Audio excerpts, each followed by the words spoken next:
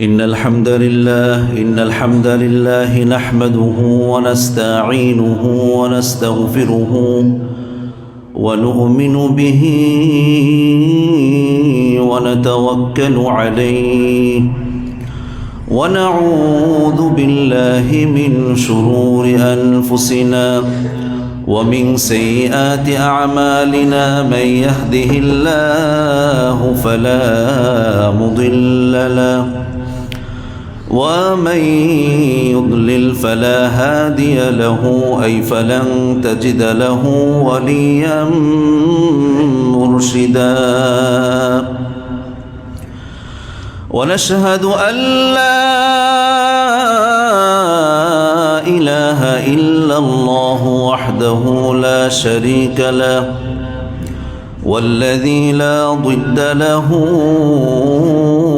ولا ند له لا مثل له ولا مثيل له لا وزير له ولا كفيل له لا شبه له ولا شبيه له لا ولد له ولا والد له وهو الواحد الفرد الصمد لم يلد ولم يولد ولم يكن له كفوا أحد ونشهد أن سيدنا ونبينا وحبيبنا وبشيرنا ونذيرنا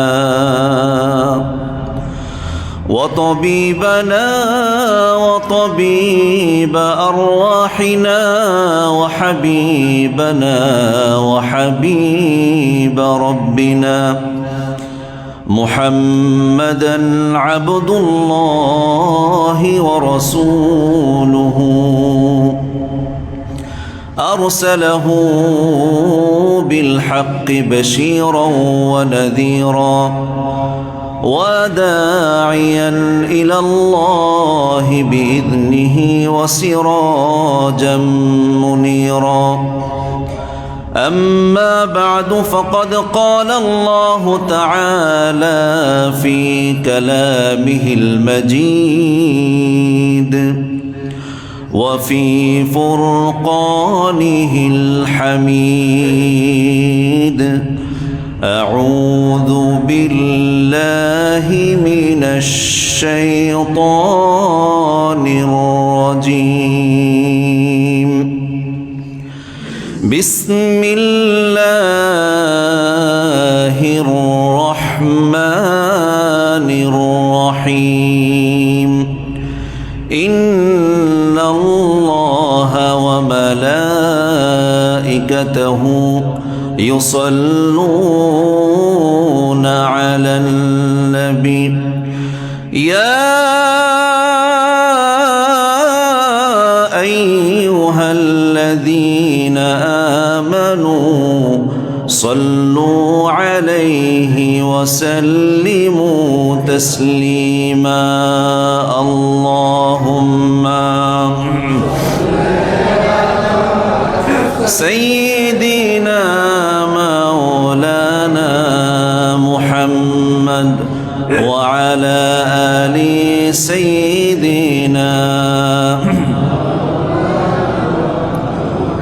ও মদিনার বুলবুলি কেমনে তোমায় রই ভুলি ও মদিনার বুলবুলি কেমনে তোমায় রই ভুলি দিন কাটে আর রাত কাটে সেই বেদনার ফুল তুলি কেমনে তোমায় রই ভুলি আল্লাহুম্মা সাল্লি আলা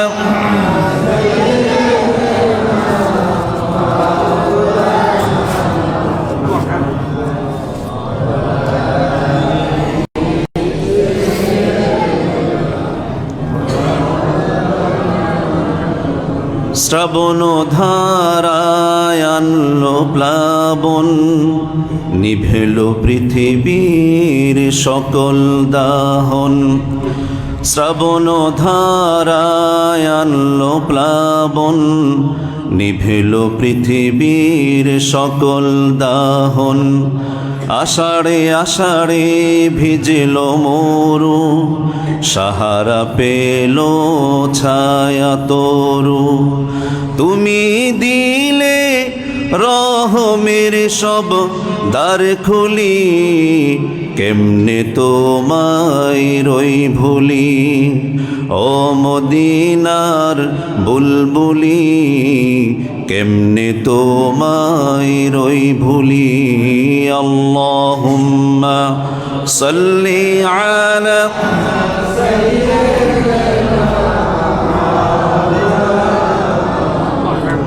ওয়া আলা আলি সাইয়্যিদিনা।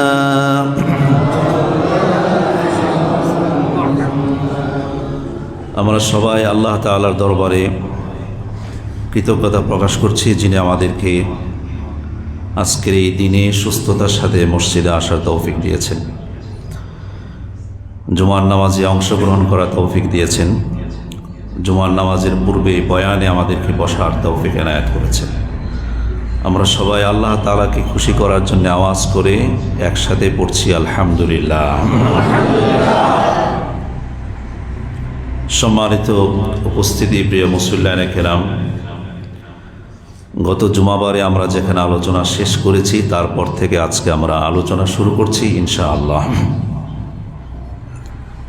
হাদিসের একটি অংশ বাকি ছিল যা গত জুমায় বলা হয়নি, তা হচ্ছে এই, রসূল করিম সাল্লাল্লাহু আলাইহি ওয়াসাল্লাম বলছেন, ওয়াল্লাযী নাফসু মুহাম্মাদিন বিয়াদিহি, সেই রবের কসম যার হাতে মুহাম্মদের প্রাণ, লা আহাদুহুম আহদা বিমানজিলাতি ফিল জান্নাতি মিনহু বিমানজিলিহি কামা ফিদ দুনিয়া, রাওয়াহুল বুখারী। তোমাদের প্রত্যেকেই জান্নাতে নিজ নিজ বাসস্থান এমনভাবে চিনবে যেটা নিজেদের বাড়ি চিনার চেয়ে অনেক বেশি চিনবে। সুবহানাল্লাহ বলেন সবাই। অর্থাৎ জান্নাতে প্রত্যেকের যার যার প্লট বুঝে যে পাবে, যার যার বাড়ি, এটা চিনাই দিতে হবে না। রাসূল সাল্লাল্লাহু আলাইহি ওয়াসাল্লাম বলেছেন, তোমাদের নিজেদের বাড়ি যতটা চিনো, জান্নাতের বাড়ি, জান্নাতের বাসস্থান এর চেয়ে বেশি চিনবে। কোন সুবহানাল্লাহ বিহামদিহি। ফেরেশতারা দেখিয়ে দিতে হবে না যে স্যার এটা আপনার বাসা, এটা আপনার ফ্ল্যাট, বুঝে নিন, কাগজপত্র বুঝে নিন, বলতে হবে না। দুনিয়ার বাড়ি যেমন কেউ চোখ বুঝে অন্ধকারের মধ্যেও নিজের ঘরে ঢুকতে পারে, চিনতে পারে, বলে দিতে হয় না। যে ব্যক্তি চোখে দেখে না ওই ব্যক্তিও নিজের বাড়ি চিনে, আস্তে আস্তে আস্তে করে বাড়িতে চলে যায়। নিজের বাড়ি যেমনভাবে চিনে, জান্নাতের বাড়ি তার চেয়ে আরও বেশি চিনে নেবে। কোন সুবহানাল্লাহ। রাসূল করিম সাল্লাল্লাহু আলাইহি ওয়াসাল্লাম বলেছেন,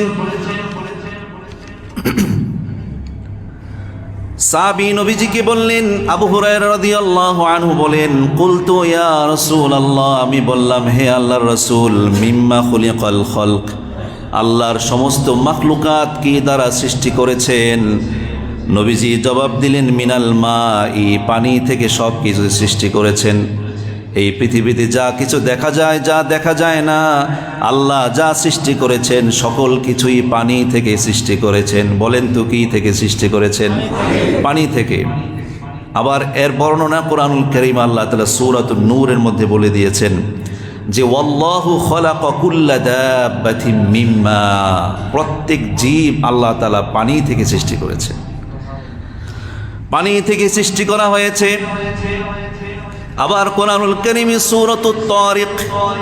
সূরাতুত তারিকের মধ্যে আল্লাহ তাআলা প্রশ্ন করছেন, ফালইয়ানজুরিল ইনসানু মিম্মা খুলিকা মিম্মা দাফিক, মানুষ একটু দেখো কি থেকে তাকে সৃষ্টি করা হয়েছে।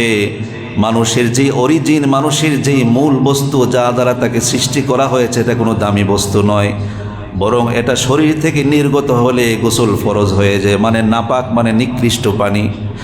আল্লাহ তাআলা বলছেন, ফালইয়ানজুরিল ইনসানু মিম্মা খুলিক, মানুষ দেখো কি দ্বারা তাকে সৃষ্টি করা হয়েছে।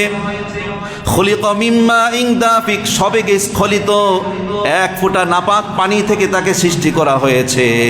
ইয়াখরুজু মিন বাইনিস সুলবি ওয়াত তারাইব, যেই পানি নির্গত হয় মেরুদণ্ড থেকে এবং বক্ষের অস্থি থেকে বের হয়। আবার সূরাতুদ দাহরের মধ্যে আল্লাহ তাআলা বলছেন, ইন্না খলাকনাল ইনসানা মিন নুতফাতিন আমশাজ, নিশ্চয় আমি মানুষকে সৃষ্টি করেছি মিলিত বীর্য থেকে, মিলিত শুক্রবিন্দু থেকে। কোন সুবহানাল্লাহ। সূরাতুত তারিকের মধ্যে আল্লাহ তাআলা বলছেন, মানুষ দেখুক তাকে কি থেকে সৃষ্টি করা হয়েছে, তার যে গঠন প্রণালী, সে যে আকৃতি পেয়েছে, তার মূল বস্তুটা কি। খুলিকা মিন মাইন দাফিক, যেই পানিটা খুব দ্রুত বেগে বেরিয়ে যায়। মিন মাইন দাফিক, সবেগে নির্গত, খুব দ্রুত বেগে বেরিয়ে যায় এমন এক নাপাক পানি থেকে তাকে সৃষ্টি করা হয়েছে। আবার আল্লাহ তাআলা বলছেন কোরআনুল কারীমে সূরাতুল দাহরের মধ্যে, ইন্না খলাকনাল ইনসানা মিন নুতফাতিন আমশাজ, আমি মানুষকে সৃষ্টি করেছি মিলিত শুক্রবিন্দু থেকে। ডিম্বাণু এবং এই যে শুক্রাণু ডিম্বাণু দুটোটার মিলিত থেকে আমি তাকে সৃষ্টি করেছি। নাবতালিহি, যেন পরীক্ষা করে নিতে পারি।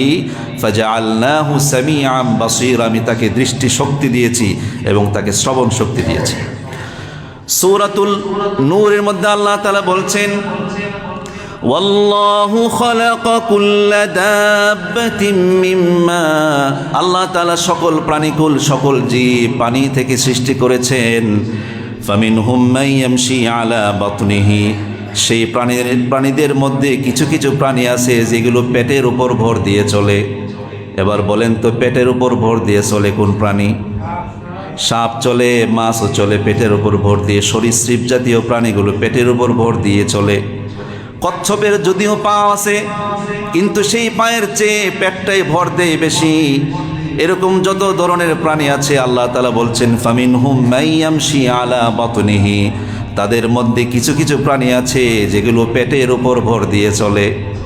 আবার বলা হচ্ছে, ওয়ামিনহুম মান ইয়ামশি আলা রিজলাইন, আবার আমার রাজির মধ্যে কোনো কোনো সৃষ্টি আছে তারা দুই পায়ে চলে। রিজলাইন, দুই পা দিয়ে চলে, যেমন মানুষ এবং পাখি দুই পায়ে চলে, মুরগি হাঁস এগুলো দুই পায়ে চলে, মানুষও দুই পায়া প্রাণী।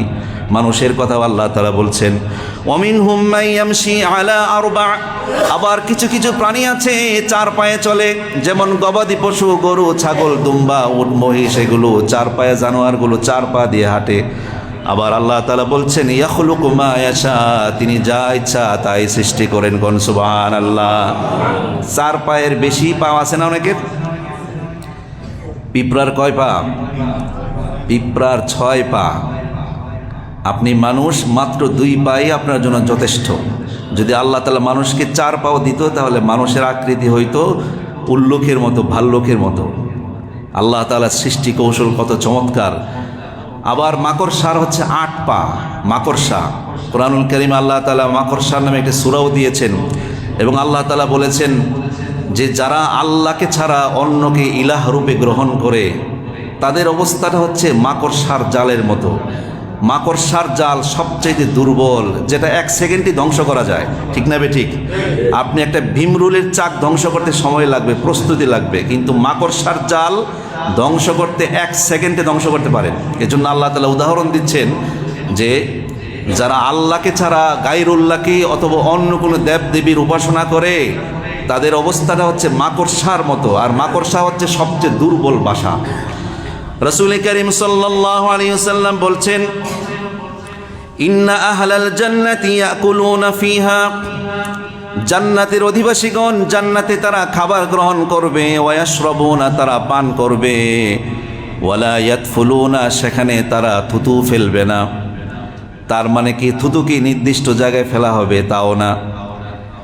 যে কোনো জরুরি এলাকায় অথবা ভালো একটা জায়গায় যখন আপনি যাবেন, যেখানে সেখানে আপনি থুতু ফেললেই জরিমানা আছে না নাই?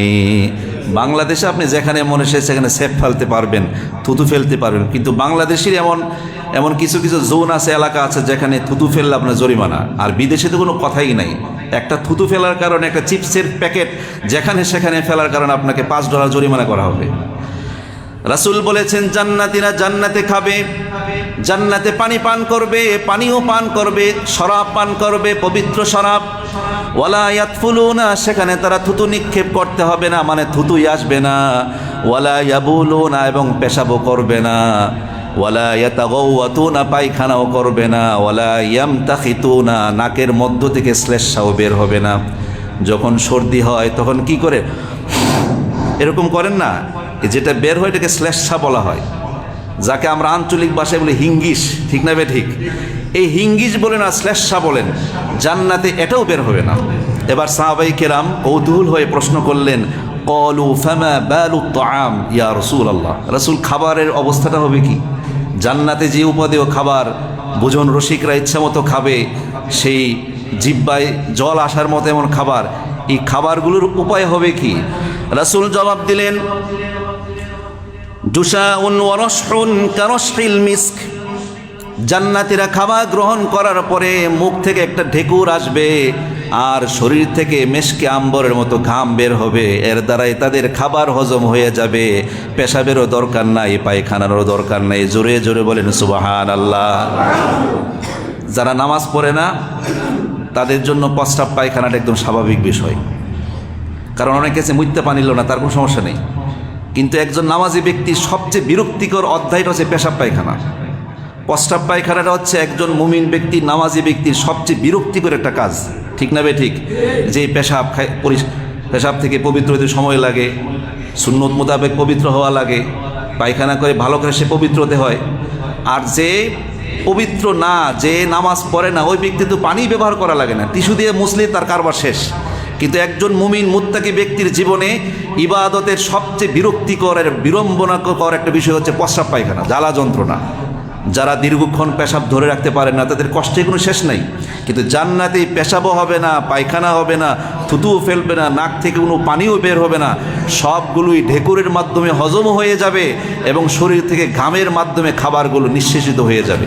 কোন আল্লাহু আকবার। কারণ হচ্ছে জান্নাত এমন এক জায়গা যেখানে টয়লেটের মতো জায়গা, টয়লেটের মতো প্রস্রাব পায়খানার মতো জায়গা, অপবিত্র জায়গা থাকা শোভনীয় নয়।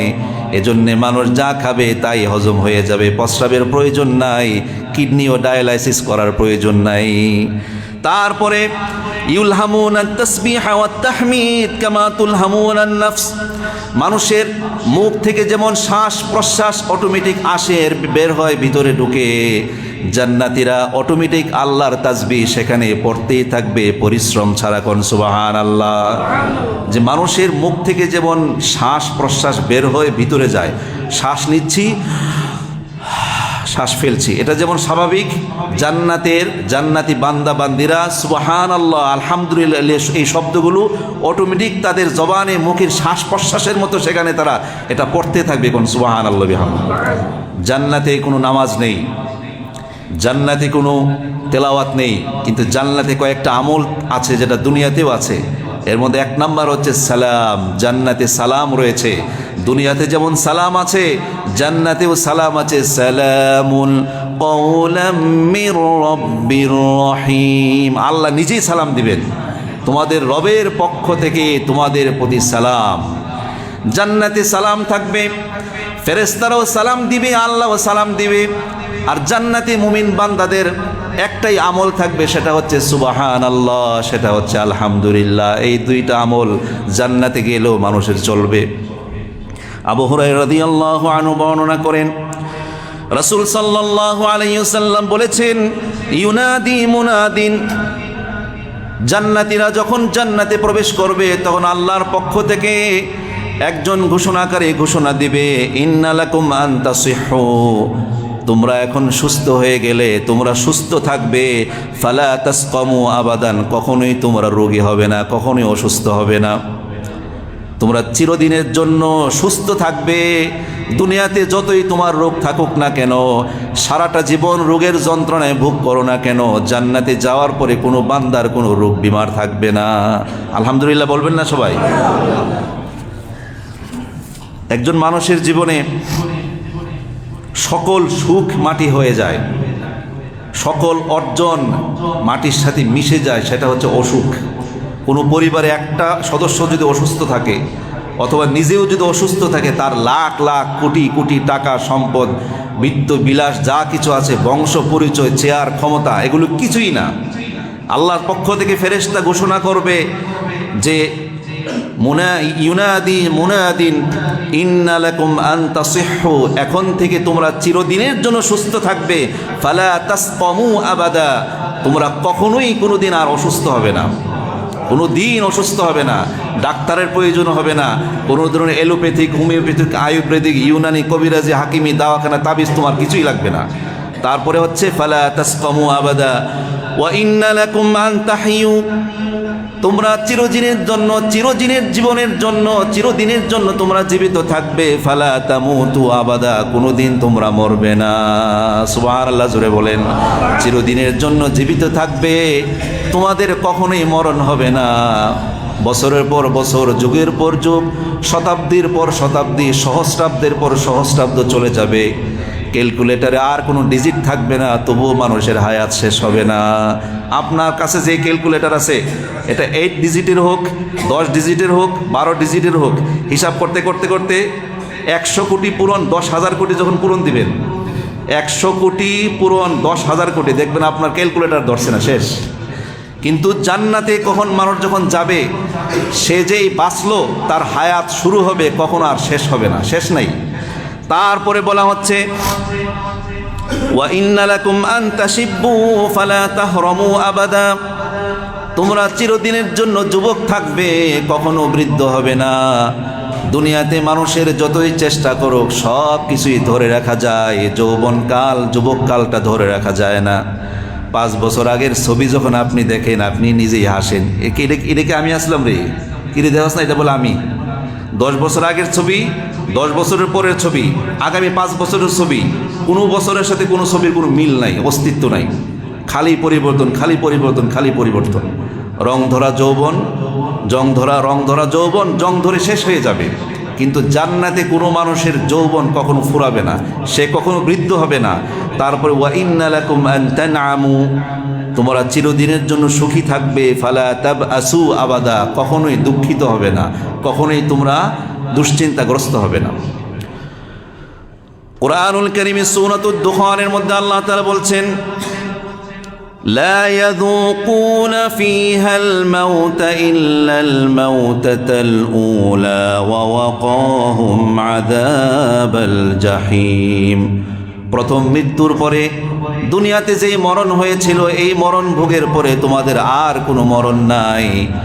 একজন মুমিন বান্দা জীবনে একবারই মরে, 2 বার মরে না। শুনতেছেন কথা না ঘুমাইতেছেন? কিন্তু কাফেররা মরে হাজার হাজার বার। আল্লাযী ইয়াসলান নারুল কুবরা সুম্মা লা ইয়ামুতু ফিহা ওয়া লা ইয়াহইয়া, যাকে মহা অগ্নিতে প্রবেশ করানো হবে সেখানে সে বাঁচবেও না মরবেও না, এমন এক অবস্থায় পড়বে। শাস্তি দিতে দিতে দিতে দিতে এমন শাস্তি দেওয়া হবে তবুও তার মৃত্যু হবে না, আবার বাঁচবেও না। আল্লাহ তাআলা বলছেন আল্লাযী ইয়াসলান নারুল কুবরা, যাকে মহা অগ্নিতে প্রবেশ করানো হবে, সুম্মা লা ইয়ামুতু ফিহা ওয়া লা ইয়াহইয়া, সেখানে সে বাঁচবেও না মরবেও না। অর্থাৎ হাজার হাজার বার মৃত্যুর কষ্ট সে ভোগ করবে, কিন্তু তার মরণ নেই সেখানে। আর আল্লাহ তাআলা জান্নাতীদের ব্যাপারে বলেছেন লা ইয়াযুকুনা ফীহাল মাউতা ইল্লাল মাউতাতাল উলা, প্রথম মৃত্যুর পরে তাদের আর কোনো মৃত্যু নেই, মৃত্যুর যাতনা নেই। একজন মুমিন বান্দার জীবনে মৃত্যুর কষ্ট একবারই মাত্র, সেটা দুনিয়াতে। আর কাফেরদের মৃত্যু হাজার হাজার বার, তবু তাদের মরণ হবে না। আল্লাহ তাআলা বলছেন ওয়া ওয়াকাহুম আযাবাল জাহিম, মুমিন বান্দাদেরকে আমি আল্লাহ জাহান্নামের মর্মন্তুদ শাস্তি থেকে তাদেরকে বাঁচিয়ে দিব। কোন আল্লাহু আকবার। যেই যৌবন ধরে রাখার জন্যে লোকেরা আপনার পাকা চুল দেখে ফেলবে, এজন্য সপ্তাহে একবার সেলুন ঘরে গিয়ে আপনি কলব মারেন, বারবার কলব মারেন আর শেভ করেন, দাড়ির কোনা কাঞ্চিও যেন না বের হয়, বারবার শেভ করেন যৌবন ধরে রাখার জন্যে। আর যদি আপনি জান্নাতে যান, আপনি চাইলেও আপনাকে দাড়িয়ে দেওয়া হবে না, সবাই ক্লিন শেভ করা থাকবে। কোন সুবহানাল্লাহ। অনেকেই দাড়ি রাখে, যখন আর জান চলে না, রথ চলে না, বুড়া হয়ে গেছে, এখন লোকে কি বলবে এই জন্য সেই দাড়ি রাখে। রাসূল সাল্লাল্লাহু আলাইহি ওয়াসাল্লামের সুন্নতের জন্য দাড়ি রাখে না। দাড়ি না রাখার অনেকগুলো রিজন আছে, অনেকগুলো কারণ আছে। যেমন ধরুন কেউ চাকরি করবে, দাড়ি থাকলে তার চাকরিতে সমস্যা হতে পারে, চাকরিটা পাবে না, সে বলবে যে সে মৌলবাদী, অথবা যে কোনো একটা ইসলামী দলের নাম বলে দিল আর কি। এই আশঙ্কায় অনেকে দাড়ি রাখে না, কিন্তু ইচ্ছা চায় সে দাড়ি রাখতে। আবার কেউ দাড়ি রাখে না যে বউ আমারে কবে যে এত অল্প বয়সে মোল্লা হয়ে গেছো। আবার কেউ দাড়ি রাখে না যে ফ্রেন্ড সার্কেলে লোকেরা তাকে ঠাট্টা মস্কারি করে, কেউ মোল্লা আছে, ও মোল্লা বউ। এই নানান কারণে মানুষ দাড়ি রাখে না। কিন্তু যখন দাড়ি রাখে তখন আর দাড়ি রাখার প্রয়োজন নেই, তো তখন সে আল্লাহ রসুলের সুন্নতের ইত্তেবা করতে গিয়ে দাড়ি রাখে না, তখন লোকে কি বলবে এই জন্য দাড়ি রাখে। সুসংবাদ তাদের যারা যৌবন কালেই দাড়ি রেখেছে, সুসংবাদ তাদের জন্য, হাজারবার সুসংবাদ তাদের জন্যে যাদের দাড়ি ওঠার পর থেকে আর কখনো শেভ করে নাই। এই দাড়ি নিয়ে এসে জান্নাতে যাবে, জান্নাতে আল্লাহ তাআলা ক্লিন শেভ করাই দেবেন, আর দাড়ি থাকবে না। সুবহানাল্লাহ বলবেন না জোরে? অনেকেই মনে করে যে দাড়ি একটা জঞ্জাল, কখনোই না। আপনি চিন্তা করতে পারেন যে একটা মেয়ে লোক এতগুলো চুল মাথায় রাখে কিভাবে? আমি তো চুলই রাখতে পারি না। আপনি জিজ্ঞাসা করেন কোনো মেয়ে লোকের মাথায় চুল রাখতে কোনোই কষ্ট হয় না। কোনো নারীর জন্যে তার মাথার চুল যেমন তার শোভনীয়, তার অলংকার, তার সৌন্দর্যের প্রতীক, এটা তার বিরক্তির কারণ নয়। বরং যে সমস্ত মেয়ে লোকের মাথার চুল পড়ে যায় তাদের অনেক কষ্ট যে আমার চুলগুলো পড়ে যেতেছে। বরং বেশি চুল থাকলে এটা তার গর্বের বিষয়। অনুরূপভাবে কোনো পুরুষের দাড়ি তার বিরক্তির কারণ কখনোই না। যারা দাড়ি রাখছে তাদের কি দাড়ি কোনো সমস্যা করে? সমস্যা হয় নাকি? যারা দাড়ি রাখে না তারা মনে করে যে এই দাড়িগুলো খুব বিরক্তি। না, কখনোই না। না চলায় ফেরায়, খাবারে দাবারে কোনো কিছুই ব্যাঘাত ঘটে। যেই দাড়ি আপনি রাখলেন না, সৌন্দর্য, আপনার শৌর্য বীর্য, আপনার রূপ যৌবন, এটা অক্ষুণ্ণ রাখতে গিয়ে জান্নাতে গিয়ে এই দাড়ি থাকবে না। যে বলছিল না যে কে যে ময়ূখ রঞ্জন, বাংলাদেশ থাকবে না, জান্নাতে দাড়ি থাকবে না, সেটা রাসূল সাল্লাল্লাহু আলাইহি ওয়াসাল্লাম বলেছেন। আল্লাহর নবী বলেন আহলুল জান্নাতি জুরদুম মুরদুন, জান্নাতীদের দাড়ি থাকবে না, অবাঞ্ছিত কোনো পশম থাকবে না। কাহলা, তাদের চোখে সুরমা দেওয়া থাকবে, স্থায়ীভাবে পার্মানেন্ট সুরমা দেওয়া থাকবে। লা ইয়াফনা শাবাবুহুম, তাদের যৌবন কখনো ক্ষয় হবে না, শেষ হবে না। তারপরে ওয়ালা ইয়াবলা সিয়াবুহুম, তাদের পোশাক কখনো পুরাতন হবে না। আপনি যত দামি পোশাক পরেন না কেন, এই ইসাপুরা থেকে ভরাসার বাজার একটা অটো দিয়া একবার গেলে আপনার কাপড়ের ইজ্জত শেষ, ঠিক না বেঠিক? আর যদি আপনি এখান থেকে ব্রাহ্মণপাড়া যাইতে পারেন, মোটামুটি শেষ। আপনার কাপড়ের মেয়াদ 1 ঘন্টা বা আধা ঘন্টার মধ্যে কাম শেষ। আল্লাহ রাসূল সাল্লাল্লাহু আলাইহি ওয়াসাল্লাম বলেছে ওয়ালা ইয়াবলা সিয়াবুহুম, জান্নাতে কখনো কাপড় পুরাতন হবে না। জান্নাত তো অনেক দূরের কথা। যারা মক্কা মদিনায় গিয়েছেন অথবা সদ্য উমরা করে এসেছেন, তারা দেখেন নাই যে মক্কা মদিনা কত পরিষ্কার থাকে। আমি অনেকবার চেষ্টা করেছি যে আমার জুতার তলায় ময়লা আছে কিনা দেখার জন্যে। হোটেল থেকে মসজিদে নববীর ভিতরে ঢোকার সময় তো পলিথিন আছে, টান দিয়ে পলিথিন বের করে দেখলাম আমার জুতার তলায় একটা বালুকণাও নাই। তার মধ্যে দুনিয়ার মধ্যে এত পরিষ্কার পরিচ্ছন্ন থাকে, যার কারণে একটা পাঞ্জাবি মদিনাতে 4 দিন 5 দিন পরলে কোনো ময়লা হয় না। দুনিয়াতেই যদি ময়লা না হয় পরিষ্কার থাকার কারণে, জান্নাত কতটা পরিচ্ছন্ন থাকবে, সেখানে কাপড় ময়লা হবে কিভাবে? আল্লাহু আকবার। শুধু এখানেই শেষ নয়, আবনা 30 আও 30 ওয়া 30 সানা, জান্নাতে যখন মানুষ ঢুকবে প্রত্যেক নারী পুরুষ আবাল বৃদ্ধ বনিতা সকলের বয়স 30 থেকে 33-এর মধ্যে হয়ে যাবে। অর্থাৎ যিনি আগে মারা গেছেন, কম বয়সে মারা গেছেন, তারও বয়স 30 থাকবে। যিনি 90 বছর বয়সে বৃদ্ধ অবস্থায় মারা গিয়েছেন, তার বয়সটাও 30ই থাকবে। দাদা এবং নাতি দুজনের বয়স সমান, সন্তান এবং পিতার বয়স সমান, মা এবং মেয়ের বয়স সমান, দাদি এবং নাতনির বয়স সমান। সুবহানাল্লাহ কইবেন না জোরে? সবাই সমান, সেখানে একদম সাওয়াউম বাইনানা ওয়া বাইনাকুম, সমান সমান, সব সমান। শুধু তাই নয়, রাসূল সাল্লাল্লাহু আলাইহি ওয়াসাল্লাম বলেছেন মান মাতা মিন আহলিল জান্নাতি মিন সগীরিন আও কাবীর, জান্নাতের অধিবাসীরা তাদের কেউ যদি ছোট অবস্থায় মারা যায় অথবা বৃদ্ধ অবস্থায় মারা যায়, ইউরাদ্দুনা বানি 30 ফিল জান্নাহ, তাদেরকে আল্লাহ তাআলা 30 বছরের টকবকে যুবক বানায়া জান্নাতে ঢুকাইবেন। ছোট বয়সে মারা গেলেও 30, বৃদ্ধ অবস্থায় মারা গেলেও 30 থেকে 33 এর মধ্যে থাকবে। ওয়ালা ইয়াজিদুনা আলাইহা আবাদা, জান্নাতে তাদের বয়স কখনো বাড়বে না। সময় কাটবে কিন্তু বয়স বাড়বে না। বয়স বোঝেন তো, অর্থাৎ বার্ধক্য কখনোই আসবে না। দিনের পর দিন, মাসের পর মাস, বছরের পর বছর চলে যাবে, কিন্তু মানুষ কখনোই বৃদ্ধ হবে না সেখানে। ওয়াকাযালিকা আহলুন নার, অবিকল জাহান্নামীদের ব্যাপারটাও এমন হবে। জাহান্নামে যারা ঢুকবে তারাও 30 থেকে 33 বছরের যুবক হয়ে জাহান্নামে ঢুকবে। কম বয়সে যারা মারা যায় তাদেরও 30-33, বেশি বয়সে যারা জাহান্নামে যাবে তাদের বয়সও 30-33 সমান সমান। আল্লাহু আকবার বলেন জোরে। আনাস রাদিয়াল্লাহু আনহু বর্ণনা করেন, রাসূল সাল্লাল্লাহু আলাইহি ওয়াসাল্লাম বলেছেন, ইন্না ফিল জান্নাতি লাসুকুন, জান্নাতে একটি বাজার রয়েছে, শপিং মল রয়েছে, মার্কেট রয়েছে। ইয়াতুনাহা কুল্লু জুমাতিন, প্রত্যেক জুমাবারে জান্নাতীরা সেই বাজারে যাবে। প্রত্যেক ধনী ব্যক্তি, গরিব ব্যক্তি সকলেরই ইচ্ছা হয় যে মার্কেটে গিয়ে ভালো কিছু শপিং করার জন্যে মন চায়, কিন্তু মার্কেটে ঢোকার মতো টাকা নাই। নিচতলায় ভ্যানের উপর যেই কাপড়গুলো বিক্রি করে, কম দামি কাপড়গুলো নিয়ে তার প্রয়োজন পূরণ করে। ঠিক না বেঠিক? কয়জনে যায় বসুন্ধরা শপিং মলে? কয়জনে যেতে পারে? কয়জনে যেতে পারে? বাংলাদেশের বড় বড় নাম করা যে শপিং মলগুলো আছে, যেখানে গিয়ে 1 লাখ 2 লাখ টাকার মার্কেটিং করে আসতে পারে, কয়জন আছে? এমন হাতে গোনাও একজনও নাই, খুব কম সংখ্যক লোক।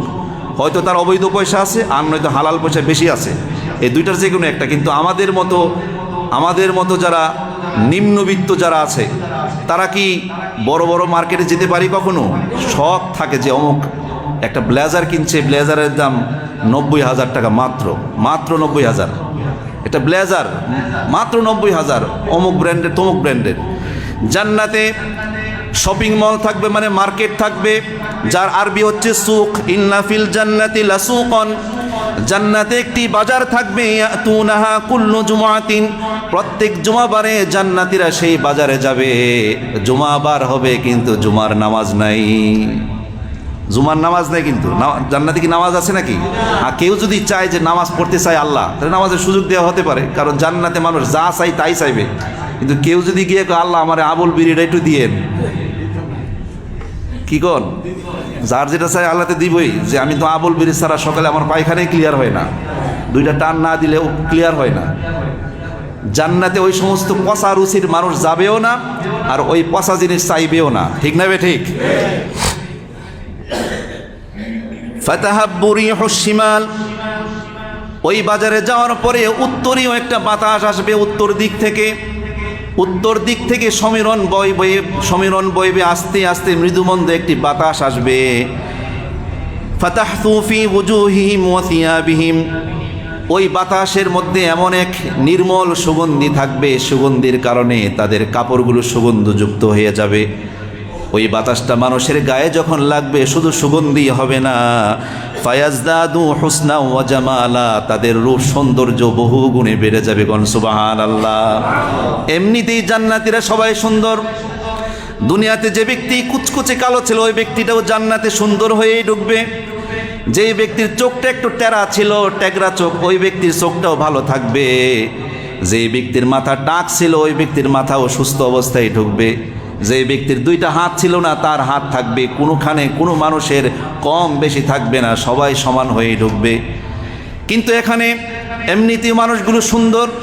ওই জুমাবারে উত্তর দিক থেকে যেই হালকা শীতল সমীরণ আসবে, সুগন্ধিযুক্ত বাতাস তাদের গায়ে লাগার কারণে তাদের রূপ সৌন্দর্য বহুগুণে বৃদ্ধি পাবে।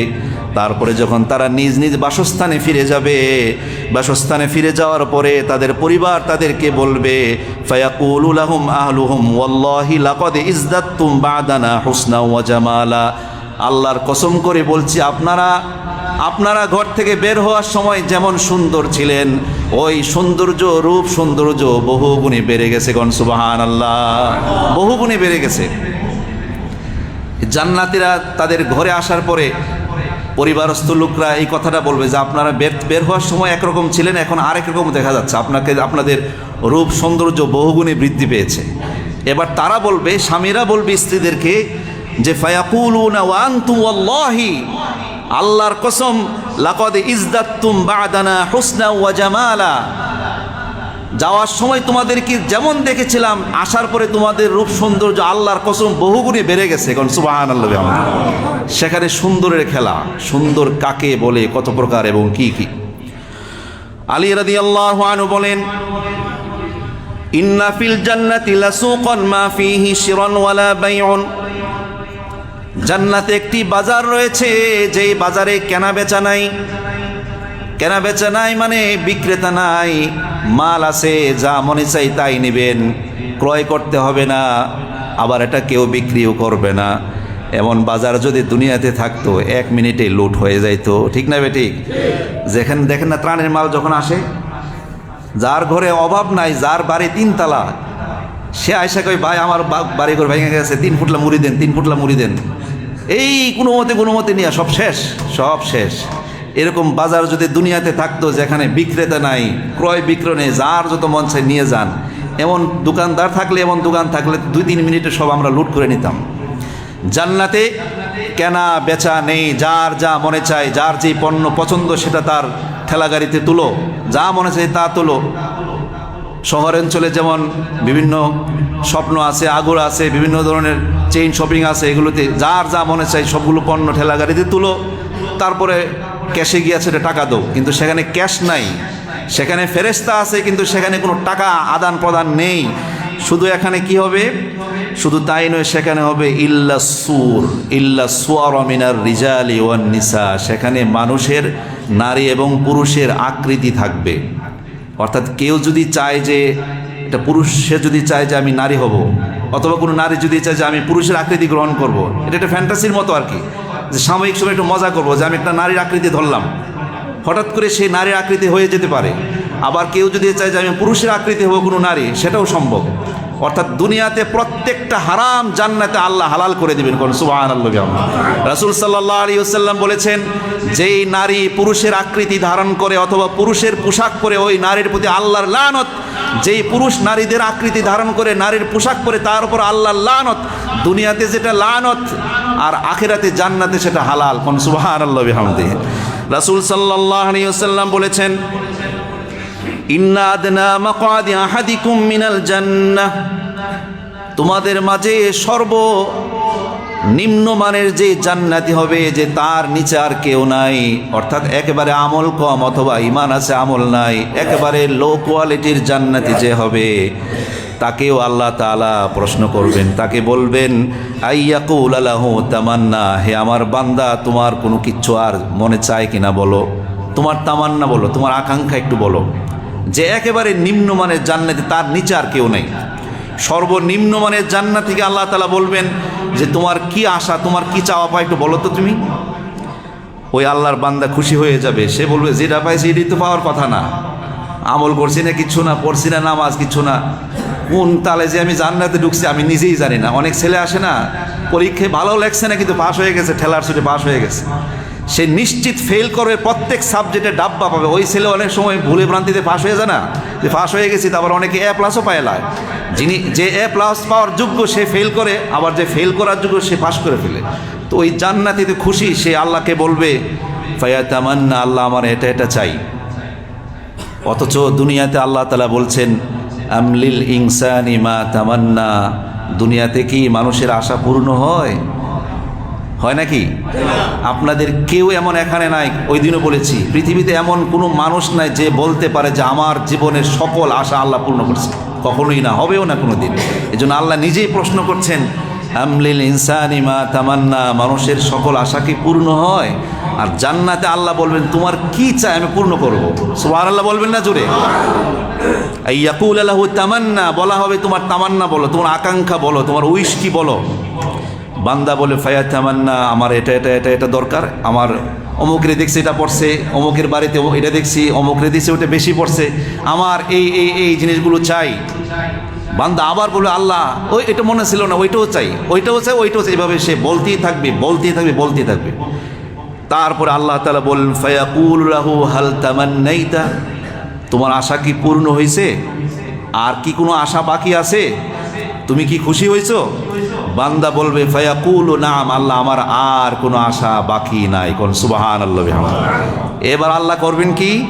এবার আল্লাহ ফায়াকুলু লাহু, আল্লাহ তাকে বলবেন ফাইন্না লাকা মা তামান্নাইতা ওয়া মিথলাহু মাআহু, এতক্ষণ তুমি আমার কাছে যা চাইছো আমি তোমাকে যা দিছি ঠিক ডাবল এখন আমি তোমাকে আবার দিলাম, কোন সুবহানাল্লাহ, আরো দিলাম, যাও। কোরআনুল কারীম আল্লাহ তাআলা বলছেন, ইয়াউমা নাকুলু লিজাহান্নামা হাল ইমতালাআত ওয়া তাকুলু হাল মিন মাজিদ। জাহান্নাম যখন জাহান্নামী দ্বারা পূর্ণ হয়ে যাবে, যখন জাহান্নামে আর একটা লোকও বাকি নাই, সিরিয়ালে সবগুলো লোক জাহান্নামে ঢুকে গেছে, তালিকাভুক্ত ব্ল্যাক লিস্টের যত আছে সবগুলো জাহান্নামে ঢুকে গেছে। এবার আল্লাহ জাহান্নামকে প্রশ্ন করবেন, হে জাহান্নাম তুমি কি পূর্ণ হইছো নাকি? জাহান্নাম তুমি কি পূর্ণ হইছো? জাহান্নাম বলবে ওয়াতাকুলু হাল মিন মাজিদ, আরো আছে নাকি? অর্থাৎ জাহান্নাম এতটা সেদিন রাগান্বিত এবং এতটা তেজদীপ্ত থাকবে, সে চাইবে আরো চাই, আরো চাই। হাদিস শরীফে এসেছে জাহান্নামের একটা অংশ যেন আরেকটা অংশকে গিলে ফেলতে চাইবে, এত তীব্রতর আগুন। আল্লাহ বলবেন হালিম তালাতি লিজাহান্নামা হালিম তালাতি, হে জাহান্নাম তুমি কি পূর্ণ হইছো? তোমার কি যতজন দরকার ছিল পূর্ণ হয়েছে কিনা? যেমন কন্ডাক্টর কি বলে, বাসের মধ্যে কন্ডাক্টর কি বলে যে সবগুলো সিট বুকিং হয়েছে কিনা? হ্যাঁ জি স্যার, উস্তাদ বুকিং হয়েছে, এবার ছাড়েন। জাহান্নাম বলবে ওয়াতাকুলু হাল মিন মাজিদ, আরো আছে কি? জাহান্নামের ক্ষুধা মিটবে না, আরো আছে কিনা? ঠিক তার বিপরীত জান্নাতীদের ব্যাপারে হবে, ওয়া উজলিফাতিল জান্নাতু লিল মুত্তাকিনা গায়রা বাঈদ, জান্নাতকে মুত্তাকিদের কাছে নিয়ে আসা হবে, কোনো দূরত্ব থাকবে না। হাযা মা তুআদুনা লিকুল্লি আওয়াবিন হাফিজ, প্রত্যেক রক্ষাকারী এবং আল্লাহ অভিমুখী ব্যক্তির জন্য এটা ওয়াদা করা হয়েছিল, যা ওয়াদা করা হয়েছিল তা দেওয়া হবে। মান খশিয়ার রহমান বিল গায়ব, যে রহমানকে না দেখে ভয় পায়, ওয়াজা বিকলবিন মুনিব, আর একাগ্র নিয়ত নিয়ে বিশুদ্ধ কলব নিয়ে যারা কিয়ামতের দিন আল্লাহর দরবারে উপস্থিত হবে, তাদের জন্যই রয়েছে জান্নাত। ফেরেশতারা বলবে উদখুলুহা বিসালাম, নিরাপদের সাথে জান্নাতে প্রবেশ করে এখানে তোমাকে কেউ হামলা করবে না, ছিনিয়ে নেবে না। উদখুলুহা বিসালাম, শান্তির সাথে জান্নাতে প্রবেশ করো। যালিকা ইয়াউমুল খুলুদ, আজকে হচ্ছে স্থায়ীভাবে প্রবেশের দিন। লাহুম মা ইয়াশাউনা ফিহা, সেখানে তারা যা চাইবে তাই পাবে। আল্লাহ তাআলা বলছেন ওয়ালাদাইনা মাজিদ, আমি আরো বেশি দিব, কোন সুবহানাল্লাহ। মানুষের আশা পূর্ণ হওয়ার পরেও মানুষের আর কোনো আশা আকাঙ্ক্ষা, তার স্বপ্ন আর কিছু বাকি নাই। আল্লাহ তাআলা বলছেন ওয়ালাদাইনা মাজিদ, আমি ইচ্ছা করে আরো বেশি দিব। আল্লাহু আকবার। আল্লাহ তাআলা আমাদের সকলকে জান্নাতের সেই সুখ সম্ভার, সেই সুখদ কাননে আমাদেরকে আল্লাহ তাআলা একটু জায়গা করে দিন। আমরা সকলে আওয়াজ করে পড়ছি আমিন। হাযা মা ইনদি ওয়াল ইলমু ইনদাল্লাহ আলাইহি তাওয়াক্কালতু ওয়া ইলাইহি উনীব। যারা পড়ে এসেছেন নামাজ পড়ুন।